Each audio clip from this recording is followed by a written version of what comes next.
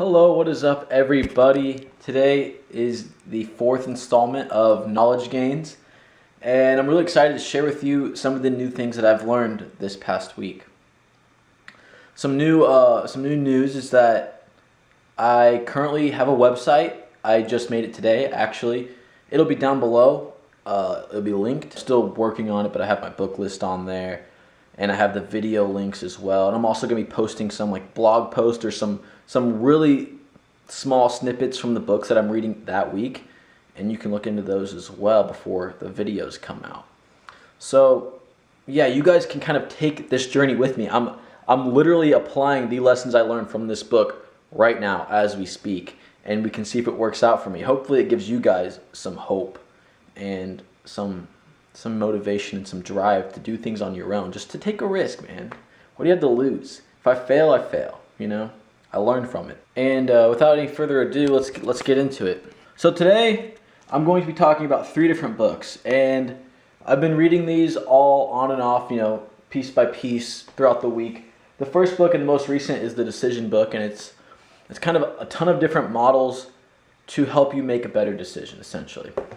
The next book is the Lean Startup. This book was actually given to me by my boss where I work at, and it's been used to teach from in all the entrepreneur classes at Purdue. A lot of the teachings come from this book and all the ideas in this one. So it's a very powerful book, and I'm excited to talk about that one. And then the last book I've been reading is Profit First, and this book is really awesome. It's a new look at some accounting procedures that have been done, and it's a good way to ensure that your business will make a profit. We're going to start with the cake first, or the dessert first, and we're going to talk about profit first. Some interesting things about this book is that, it starts off and it takes your generic, your usual accounting formula. If anyone's ever taken accounting 201, accounting 101, they know that profit equals revenue minus expenses. And the problem with this formula is useful, and it's been useful for, whenever it has been created, but the problem with it is that the profit is left as a leftover.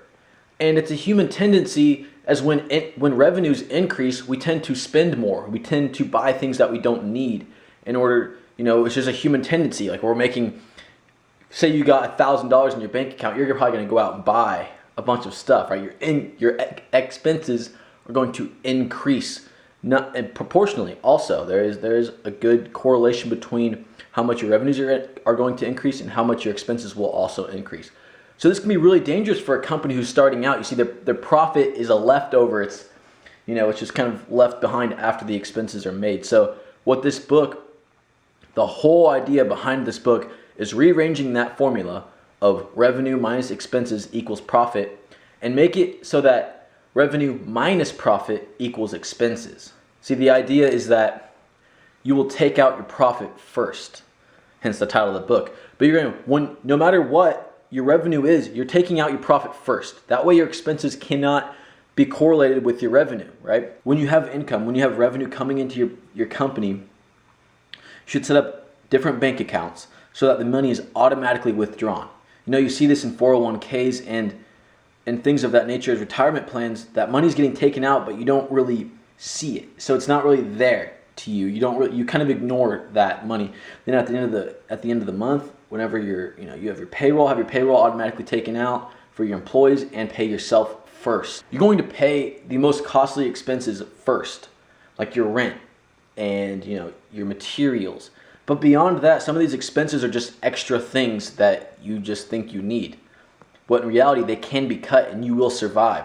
This is going to help trim down your company and your business and help you generate profit first and always be making a profit. This is just such a good idea, and if you're in business, if you own a business, or you're thinking about getting into business, this book is essential if you want to make money. It's such a simple idea. It's just such a simple idea, taking that equation and just moving the profit over. And I want to talk about ideas in general, because I find it really interesting that one idea can change everything. I'm sure, if any of you guys have ever seen the movie Inception, he talks about planting a single idea, and it just keeps growing and growing and growing and growing. And I feel obligated to share the idea with you, this idea, the idea that you can create your own destiny. That's an idea that was planted in my head, and it's just been growing and growing and growing. You don't have to fit into these boxes. You don't have to fit completely into society. You don't have to go work for these big companies. You can make your own destiny. It's a lot of work. It's simple, but it's difficult, like a lot of things in life. It's simple, but it's difficult. But you can make your own destiny. Don't believe that you can't. You don't have to fit in the cogs of the machine. You can step outside and say, why is there a machine in the first place, and what is it making? If you don't want to be a part of that, do your own thing and make your own destiny. That's why I read these books. That's why I do what I do, because I want to empower people to be able to break outside the status quo and do things for themselves and do things that they believe in and live a fulfilled life. This book is by Eric Ries. It's an excellent, excellent book. If you again, if you're thinking about getting into business or you own a business, if you're really interested in innovation, this is a terrific read. The methodology behind this book simply states that when you're coming up with an idea, you want to fail.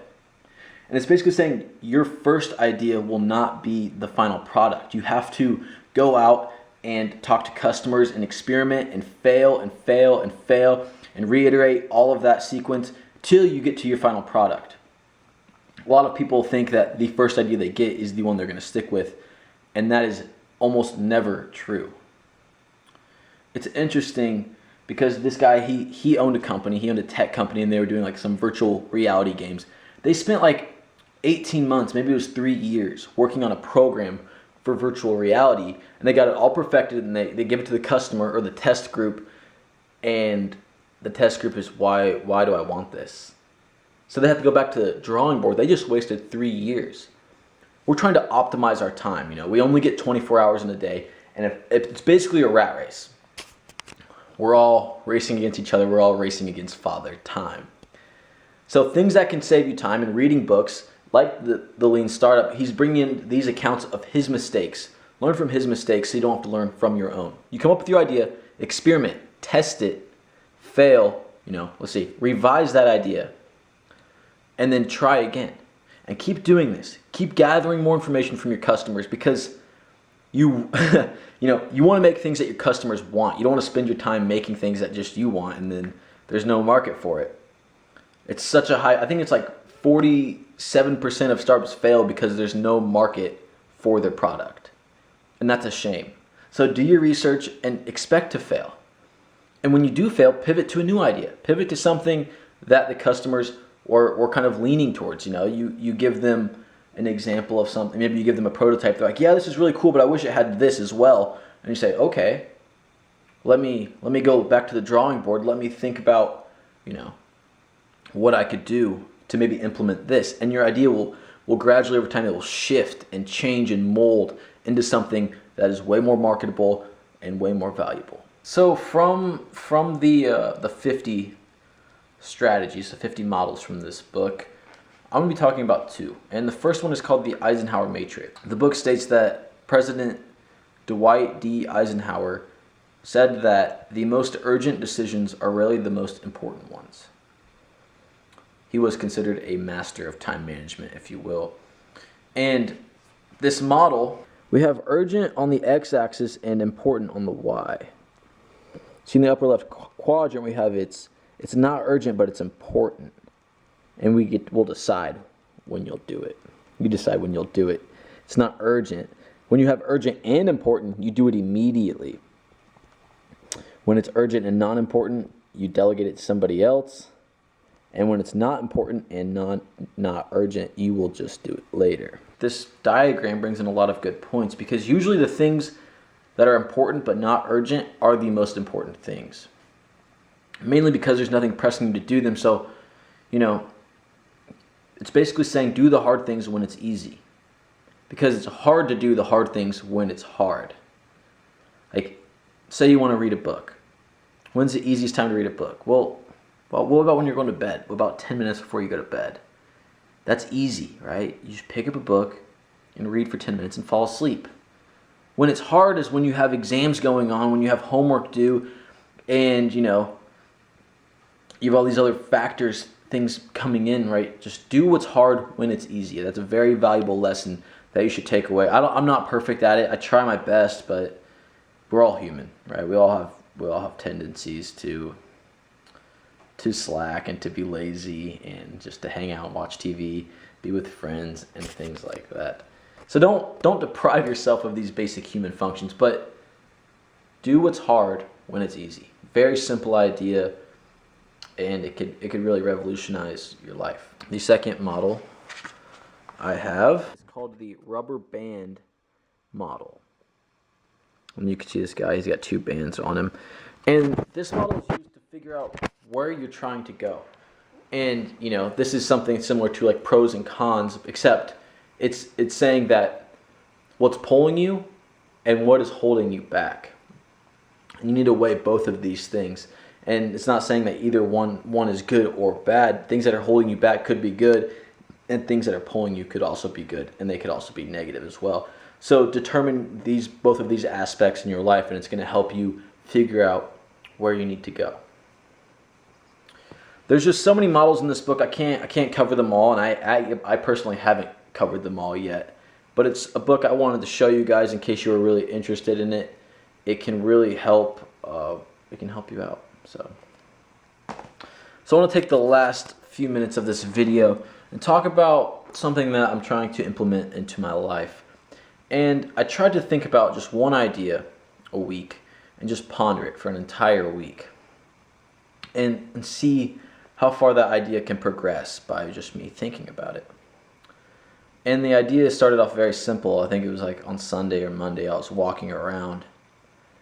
And I thought to myself while I was walking, I was like, I find it crazy how the same person can be walking, or the same 2 people could be walking, yet having a completely different experience.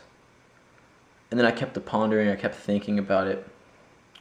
And I was like, you know, when you really focus on something and you put a spotlight on it, you can really, you can experience it so much more in such a fuller way, in a more honest way. So then the idea grew again. And I thought to myself, when I'm walking, what am I thinking about? Am I thinking about, you know, what I'm doing later? Am I thinking about, you know, homework? Am I thinking about going to work? What am I thinking about? What's taking me away right now? So then I started to think about, well, what am I feeling right now? What is the exact, you know, external things am I feeling right now? And then I closed my eyes and I started to breathe. And I started to feel the wind on my face, and I recognized the wind on my face. I recognized where it was hitting, and the temperature and the way it felt. And then I walked, and I kept thinking about it, and then I started to think about what I was walking on. I was feeling the cracks in the road. I was just feeling them with my feet. Then I'd be walking past, you know, some bushes, and I'd put my hand out, and I'd run my hand through the leaves and really think about my fingertips and all of the sensations that they can feel on those leaves, right? And just living and just being happy to experience just the small things. Experience the sun on your face and the warmth, and just really think about it when you walk. Just focus on those small things. You know, you have the sun outside. It could be winter, it could be summer. But what happens when you take a magnifying glass and you hold it up and you focus all that light onto a tiny, tiny little point? What happens? It becomes very high. It can turn, you know, it can catch a paper on fire. So your brain is all over the place when you're walking around, or when you're doing anything. Your brain is everywhere. You're thinking about all these things, but when you really focus down on the present moment, you really focus on the small things, like my pants, the way my hands, the texture I'm feeling in my hands right now. And you just really learn to appreciate that. It can revolutionize the way that you experience life. See, instead of walking and trying to get from point A to point B, you could be walking and just be loving life. You could just be walking and just be like loving the sound of birds chirping, you know? And sometimes it's the small things that really count, and that's what I've been pondering this week, and it's been beautiful. It really has. It allows you to experience things in new ways, and I think we kind of get caught up in the mundane routines of everyday life. So try to think of something for just one idea a week, and just keep thinking about it every day. Maybe let it grow and try to branch out with it and try to make new connections with what's going on, and just grow that idea for an entire week, and then you can keep it and you can change your life with it, and then you can start again with a new idea the next week. It's something that I've been doing, and it's been showing me a lot about. It's just something I've been doing. It's been opening my eyes a lot more and allowing me to experience a lot more.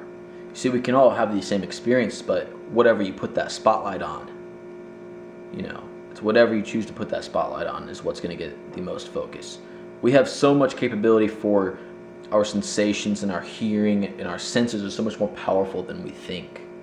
When you really hone in on what's going on in the present moment, you'll be blown away at how incredible your senses are, and you'll just gain a new appreciation for life. So that's all I have for you guys today. Like always, thank you so much for watching. Please share this video with friends and family, and go check out my website. I'm still working on it, but I have a comprehensive book list on there. It's going to be all the books I own and all the books I've read. I think it's like 58 books I have right now. I have a couple more coming in, but you could go check that out. Also, like this video and leave me a comment what you want to hear next. I have a ton of books. This is more or less a business type video about the books I'm reading, but I have many other books. I have books on psychology, anthropology, civilizations, and things like that. So just let me know what you guys want to learn about, and I will share that information with you. All right, till next time. See ya.